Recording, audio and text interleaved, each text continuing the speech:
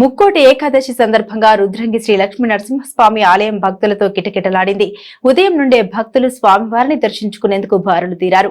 గర్భగుడిలోకి వెళ్లకుండా ఆలయ ఉత్తర ద్వారం నుండి స్వామివారికి భక్తులు మొక్కులు చెల్లించుకున్నారు.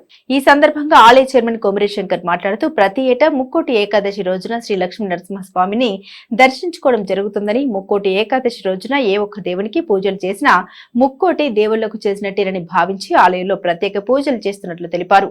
ముక్కోటి ఏకాదశిని దృష్టిలో పెట్టుకుని ఆలయ కమిటీ ఆధ్వర్యంలో అన్ని ఏర్పాట్లు చేశామని పేర్కొన్నారు.